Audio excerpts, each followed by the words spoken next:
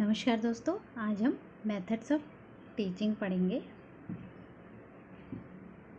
Methods of teaching, शिक्षण की विधियाँ। तो किन किन विधियों से शिक्षण किया जा सकता है वो आज हम इस चैप्टर में इस वीडियो में देखेंगे। तो शिक्षण के दो मेथड्स होते हैं, दो तरीके से टीचिंग करी जा सकती है। एक होता है जिसमें कि टीचर सेंटर्ड मेथड होता है और दूसरा होता है learner centred method. Teacher centred में जो शिक्षक है वो जो शिक्षण है उसका केंद्र रहता है, ठीक है। और लर्नर सेंटर में लर्नर जो होता है वो केंद्र रहता है। मतलब जो भी हमारे मेथड होंगे उसमें हम लर्नर का एक्टिव पार्टिसिपेशन लेंगे और टीचर सेंटर्ड मेथड में जो टीचर है वो ज़्यादा एक्टिव रहता है। ओके, हम देखते हैं। हमें एक चार्ट यहाँ पे गिवन है जिसमें कि हमें इम्पॉर्टेंट मेथड्स दिए हैं और वो मेथड्स कौन सा टीचर सेंटर्ड है और कौन सा लर्नर सेंटर्ड है वो हमें क्लासीफाई किया है, ठीक है। तो हम देख लेते हैं। सबसे पहले टीचर सेंटर्ड मेथड, जिसमें कि लार्ज ग्रुप मेथड भी बोलते हैं इसे, जिसमें कि लार्ज ग्रुप में पढ़ाया जा सकता है। तो वो टीचर सेंटर्ड होगा जिसमें जो शिक्षण है उसका केंद्र कौन होता है, टीचर रहता है, ठीक है। सबसे पहले है lectures, team teaching, TV and video presentation, dialogic teaching and direct teaching.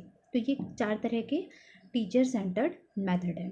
और उसके बाद दूसरा है मिक्स्ड स्ट्रेटजी, मतलब स्मॉल ग्रुप मेथड। तो लार्ज ग्रुप को पढ़ाने के लिए हम टीचर सेंटर्ड मेथड्स का यूज़ करते हैं और जो छोटे ग्रुप्स होते हैं उनको पढ़ाने के लिए स्मॉल ग्रुप मेथड और मिक्स्ड स्ट्रेटजी लेके चलते हैं, ठीक है। इसमें क्या होता है कि ग्रुप्स वाली जो भी एक्टिविटी होंगी, पढ़ाई होगी, वो किस में आएगा, मिक्स्ड स्ट्रेटजीज में आएगा, स्मॉल ग्रुप मेथड्स में आएगा, ठीक है। तो सबसे पहला है group discussion, then seminar, panel discussion, brainstorming, project method और work, tutorials, case study, role play, stimulation and demonstration. तो ये हो गई स्मॉल ग्रुप मेथड। देन उसके बाद है इंडिविजुअलाइज्ड मेथड्स, जिसमें कि क्या होता है कि इंडिविजुअल के हिसाब से जो मेथड होते हैं, जिसमें कि लर्नर जो है वो शिक्षण का केंद्र होता है, ठीक है। तो वो इसमें आते हैं। तो वो कौन कौन से देख लेते हैं। ट्यूटोरियल्स होता है, असाइनमेंट्स हैं, प्रोजेक्ट वर्क है, केस स्टडी है, programmed instructions, computer assisted learning, interactive video, open learning, personalised system of instructions, heuristic method. तो ये कुछ 10 हमारे मेथड हैं जो कि लर्नर सेंटर्ड रहते हैं, जिसका केंद्र कौन रहता है, बच्चा रहता है। तो सबसे पहले हम टीचर सेंटर्ड जो मेथड्स हैं उनको एक एक करके देख लेते हैं। तो सबसे पहला जो मेथड हमने पढ़ा वो लेक्चर मेथड था। लेक्चर मेथड जो है ये कई सालों से चला आ रहा है और इस मेथड में जो शिक्षण का केंद्र है वो कौन रहता है, शिक्षक रहता है। जो टीचर है वो एक्टिव होता है और जो लर्नर हमारा होता है वो कैसा रहता है, पैसिव लिसनर रहता है, कि वो बस सुनता रहता है जो भी टीचर उसको बताता है। और इसमें जो है हमारा वन वे कम्युनिकेशन होता है कि टीचर बोल रहा है, जब जहाँ पर टीचर भी बोलेगा और बच्चा उसका रिप्लाई देगा या कॉन्वर्सेशन होता है तो वो टू वे कम्युनिकेशन हो जाता है। तो यहाँ पर क्या है कि बस टीचर ही एक्सप्लेन कर रहा है, टीचर ही बता रहा है सारी चीज़ें, तो ये वन वे कम्युनिकेशन हो जाता है। ओके, तो इसके कुछ बेसिक फीचर्स क्या होंगे कि फॉर्मल होता है और इसमें सीरीज़ में हम फैक्ट्स और इवेंट्स को बता देते हैं बच्चों को, ठीक है। ये हमारा हो गया लेक्चर सेंटर्ड मेथड का। हमें यहाँ पर एक पिक्चर दिया है, इसको हम देख सकते हैं किस तरह से लेक्चर सेंटर्ड जो मेथड है, लेक्चर मेथड है, वो चलता है। नेक्स्ट,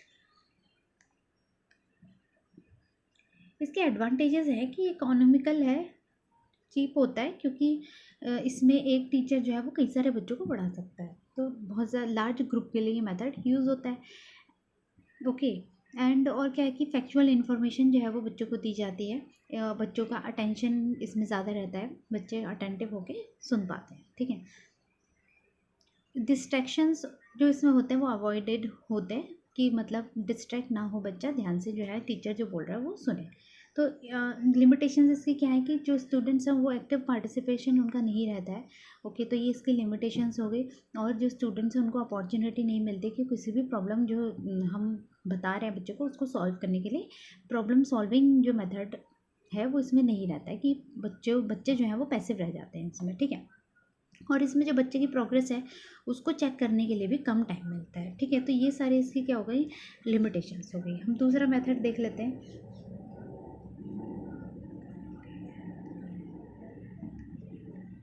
नेक्स्ट जो मेथड है वो है team teaching. Team teaching method, इसमें हमारे एक से ज़्यादा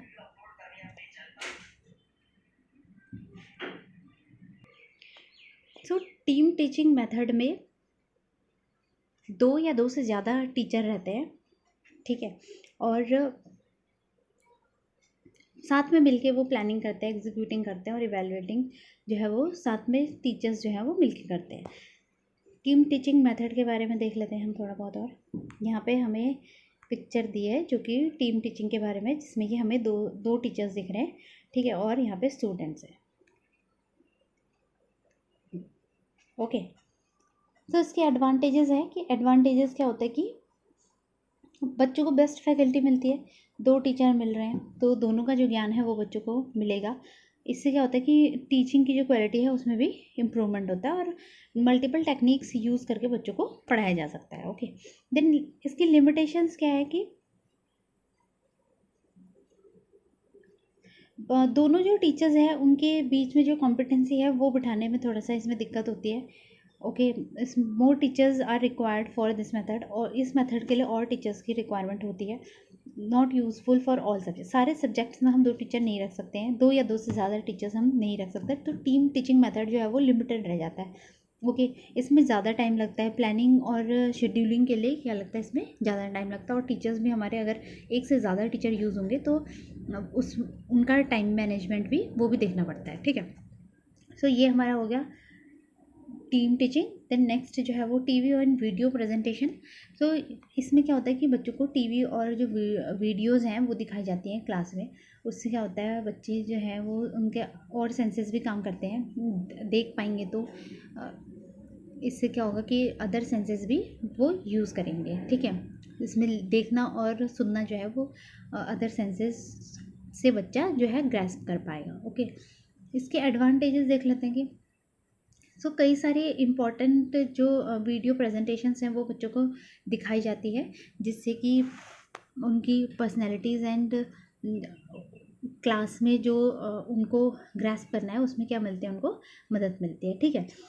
ये एडल्ट लर्नर्स जो होते हैं उनके लिए ज़्यादा यूज़फुल रहता है, ठीक है।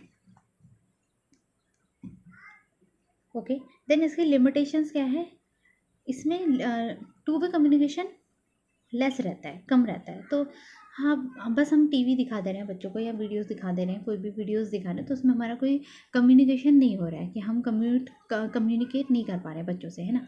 तो तो ये चीज़ इसकी क्या है, लिमिटेशन है। ओके, नेक्स्ट देख लेते हैं हम डायलॉगिक टीचिंग एंड डायरेक्ट टीचिंग। तो ये भी मेथड जो है वो हमारा कौन सा है, टीचर सेंटर्ड मेथड है, जिसमें कि क्या होता है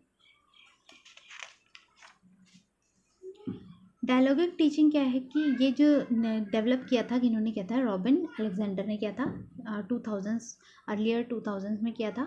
ओके, पावर ऑफ टॉक की बोलने की जो क्षमता है उसको, उसकी जो शक्ति है उसको बता रहे हैं कि किस तरह से हम बात करके हम कम्युनिकेशन को या अपनी क्लासरूम को क्या बना सकते हैं, एक बेटर इन्वायरमेंट प्रोवाइड कर सकते हैं, जिसमें कि क्या हो, बच्चा जो है उसकी थिंकिंग की जो कैपेसिटी है वो बढ़े, और जो लर्निंग इन्वायरमेंट है वो क्या हो, बच्चे को अच्छे से समझ में आए, अंडरस्टैंडिंग बढ़े बच्चे की। ओके, इससे क्या होता है कि टीचर भी जो है वो बच्चे की जो नीड है, कि बच्चे को क्या नीड है, क्या किस चीज़ में वो पीछे रह रहा है, उस वो भी समझ पाता है।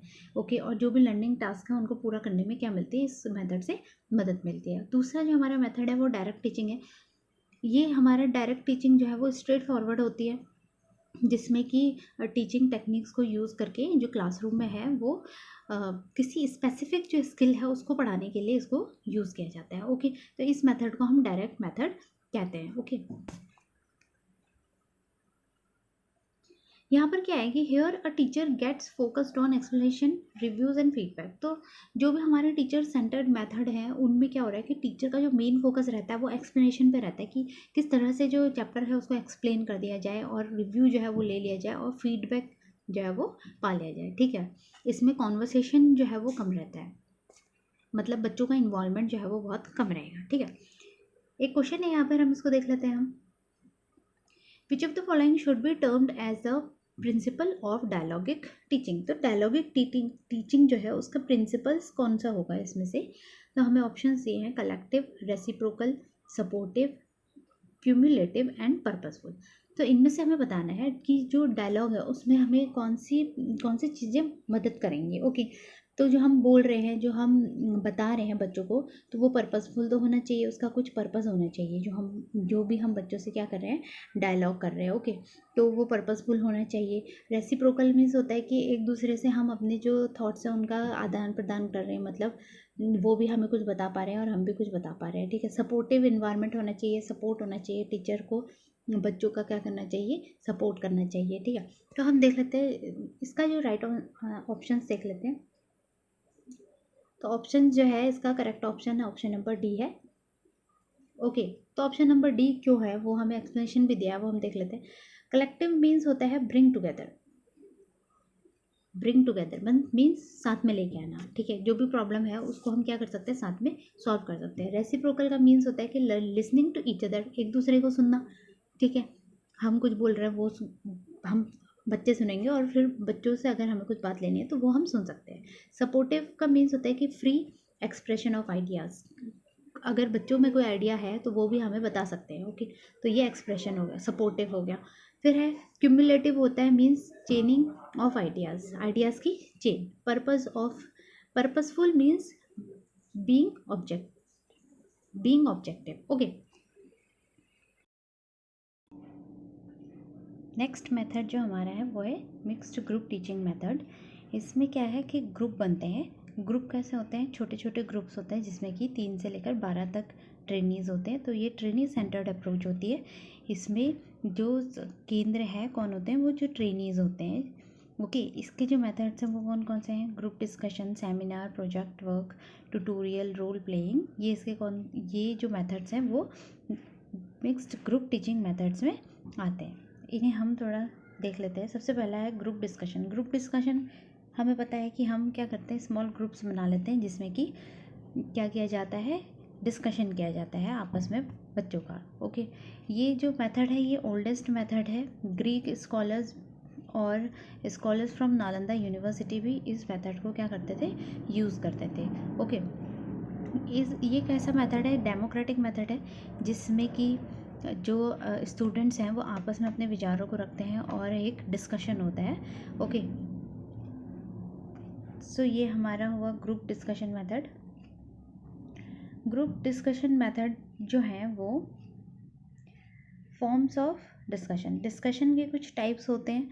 ओके, सबसे पहला है फॉर्मल ग्रुप डिस्कशन और discussion in terms of symposium, panel, seminar and conference. सबसे पहले हम देख लेते हैं classroom discussion. So number 1 classroom discussion हम पढ़ेंगे। ये जो है this is an informal method होता है। डिस्कशन क्लास में किया जाता है। ये इसमें जो ग्रुप है वो ज़्यादा बड़ा नहीं बनेगा, छोटा ही बनेगा। द टीचर में सिलेक्ट द पर्टिकुलर टॉपिक। इसमें क्या करता है टीचर, क्योंकि क्लासरूम डिस्कशन है कि इसमें टीचर किसी टॉपिक को सिलेक्ट करेगा और उसमें जो क्लास है, पूरी क्लास जो है वो एक ग्रुप में एज अ ग्रुप जो है वो पार्टिसिपेट करेगी। ओके, तो इसमें सिचुएशन क्या है कि यहाँ पे टीचर जो है वो लीडर का काम कर रहा है एंड प्रेजेंटिंग द टॉपिक को प्रेजेंट कर रहा है, गाइड कर रहा है बच्चों को और डिस्कशन के लिए उनको डायरेक्ट कर रहा है। ओके, सो इसमें जो भी मेन पॉइंट्स होते हैं वो जो लीडर है वही नोट डाउन करेगा। ओके,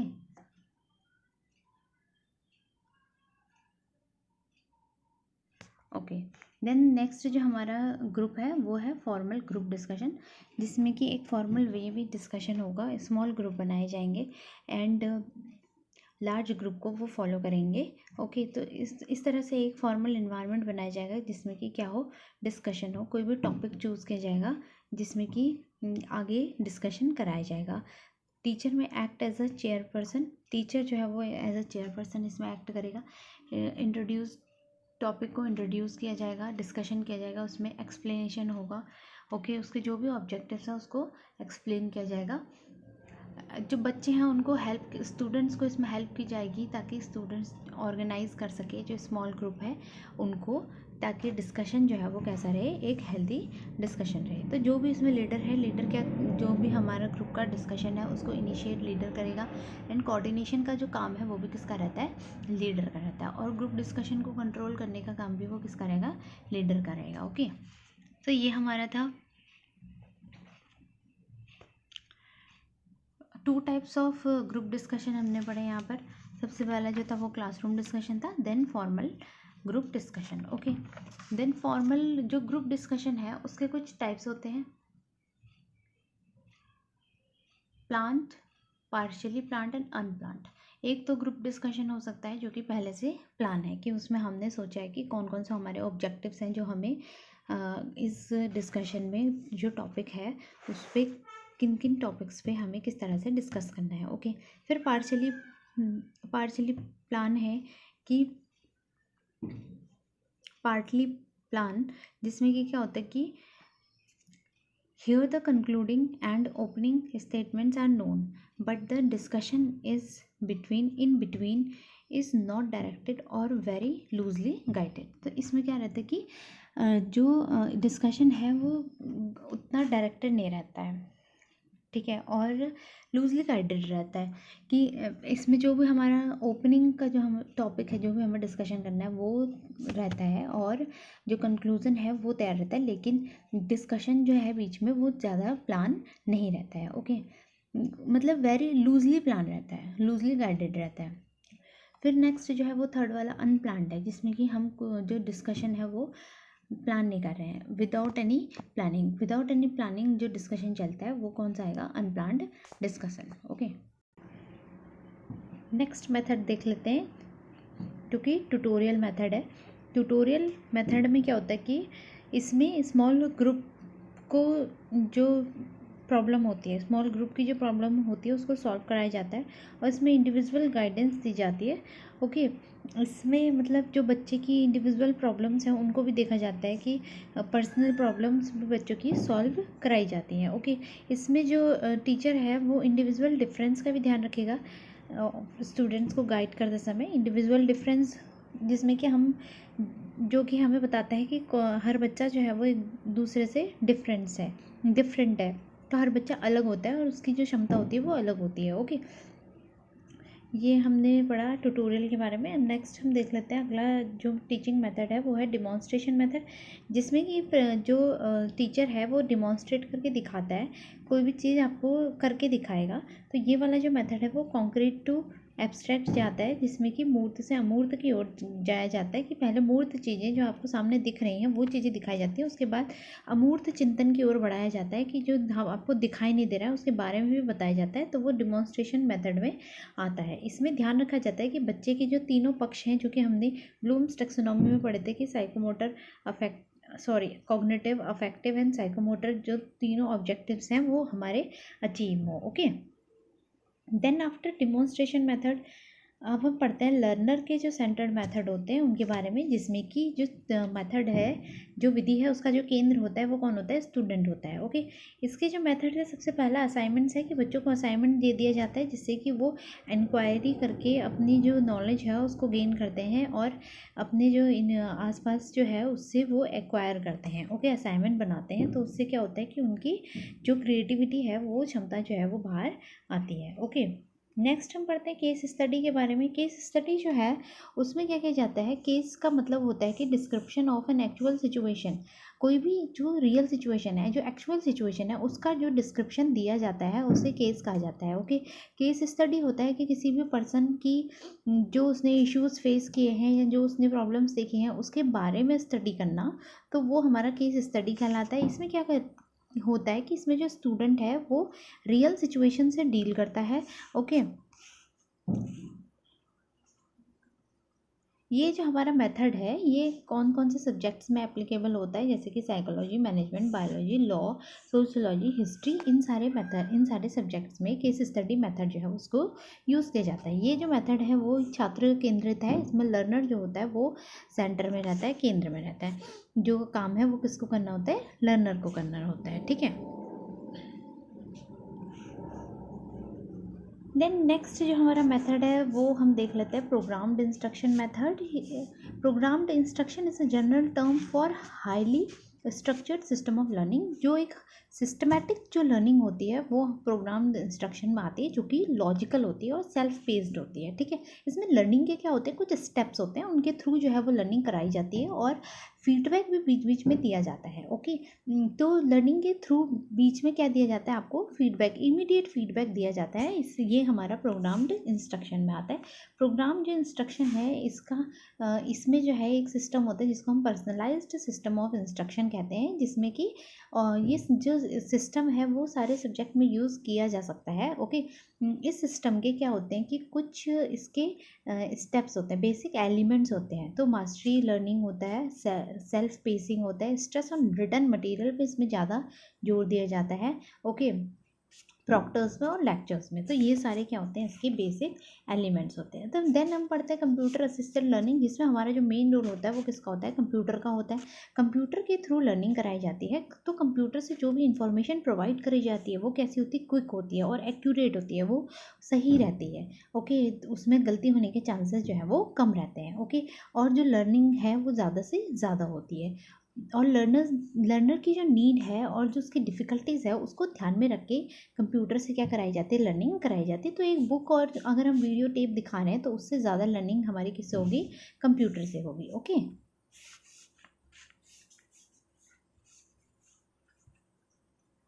देन हमारा आता है ओपन लर्निंग। ओपन लर्निंग हमें पता है, जो भी हम ओपन रिसोर्सेज से जो लर्निंग करते हैं वो ओपन लर्निंग कहलाती है, जो कि बहुत फ्लेक्सिबल होती है, जिसमें कि हम अपने घर पे ही जो एजुकेशन है उसको ले सकते हैं। इसमें जो लर्निंग होती है वो किसके थ्रू होती है, मल्टीमीडिया के थ्रू होती है, जिसमें कि जो भी ई कंटेंट है उससे हम क्या करते हैं, अपनी जो भी हम इंफॉर्मेशन है उसको लेते हैं। इसमें फेस टू फेस इंटरेक्शंस भी होते हैं टीचर और स्टूडेंट्स के बीच में।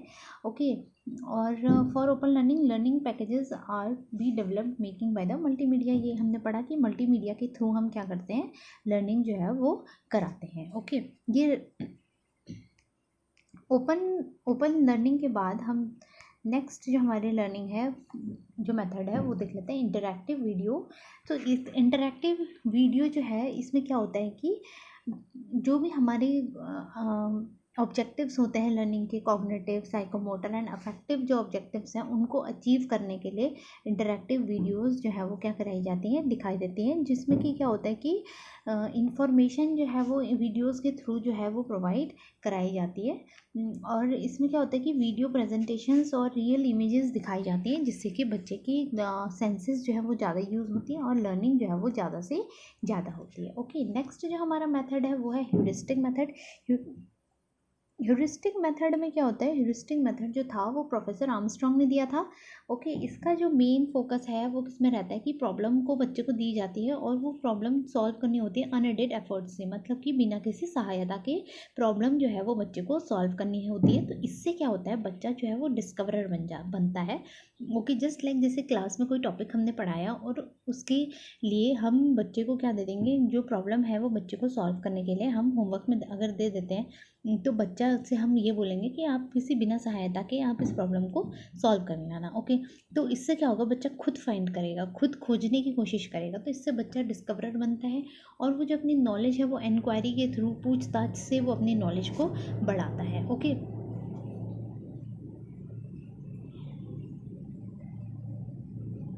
देन नेक्स्ट जो हमारी लर्निंग है वो है डिफरेंशिएटेड इंस्ट्रक्शन। इसमें क्या होता है, differentiated instruction is a dynamic and proactive method of teaching. It means that the teacher plans and uses the variety of ways to teach learning. तो इसमें अलग अलग वेज से टीचिंग कराई जाती है, अलग अलग तरीक़ों से जो है वो टीचिंग को कराया जाता है। It is a combination of whole group. इसमें पूरा बड़ा ग्रुप भी ले लेते हैं, होल ग्रुप भी ले लेते हैं, स्मॉल ग्रुप भी ले लेते हैं और इंडिविजुअल इंस्ट्रक्शन मेथड भी इसमें यूज़ किया जाता है। तो इस तरह की जो लर्निंग होती है उसमें किसी भी तरह की जो ग्रुप है वो हम ले लेते हैं, किसी इंडिविजुअल पर्सन को भी ले सकते हैं या छोटे छोटे ग्रुप्स भी ले सकते हैं या बड़ा ग्रुप भी, होल ग्रुप भी ले सकते हैं। Okay, this In this method, the qualitative aspects are given more weightage than quantitative aspects. जो क्वालिटी है, जो गुण है, उन पे ज़्यादा इसमें ध्यान दिया जाता है, ज़्यादा से ज़्यादा कि बच्चों को क्वालिटी दी जाए. ओके, क्वालिटी पे ध्यान ज़्यादा जो है वो ध्यान दिया जाता है. ओके,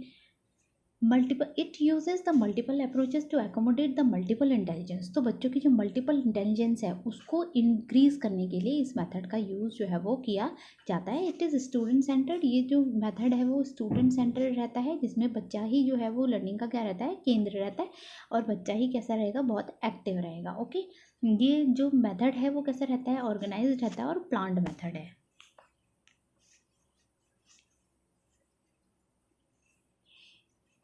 ये तो हमने पढ़े कुछ जो हमारे मेथड्स थे, मेथड्स ऑफ टीचिंग.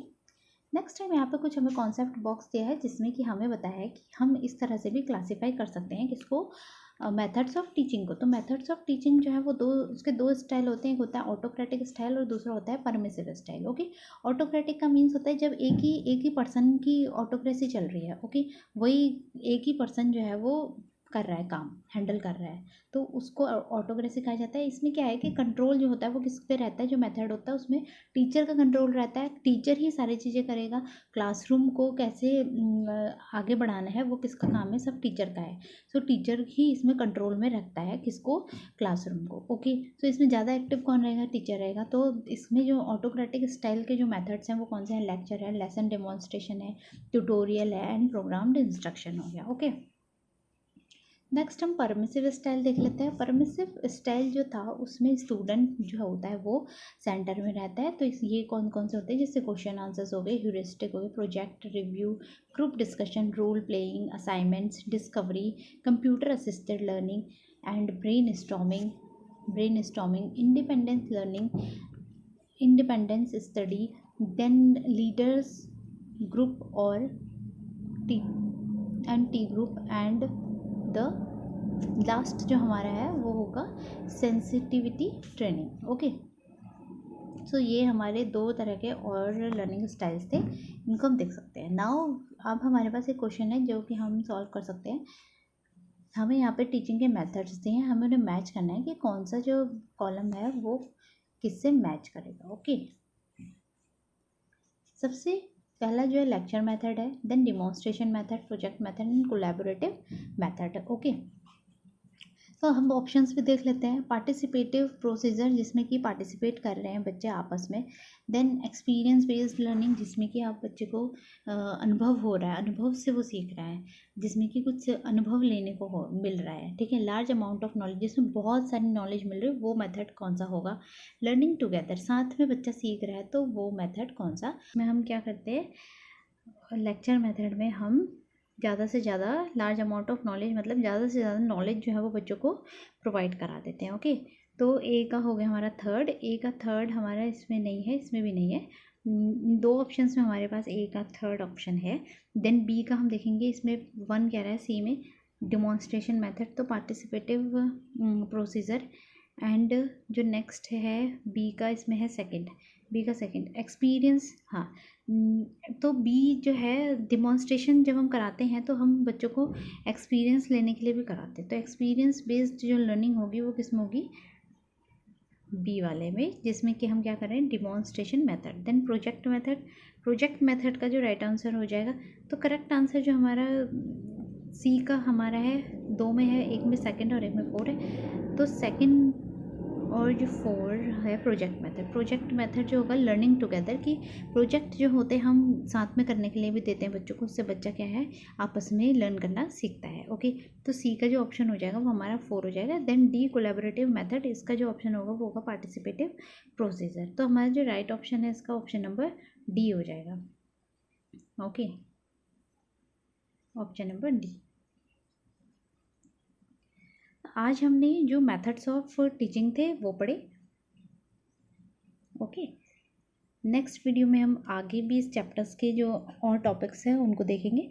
तो अगर आपको ये वीडियो पसंद आई है तो लाइक ज़रूर कीजिएगा एंड सब्सक्राइब माय चैनल. और अगर आपको वीडियो पसंद आए तो शेयर ज़रूर कीजिए. Okay, thank you for watching.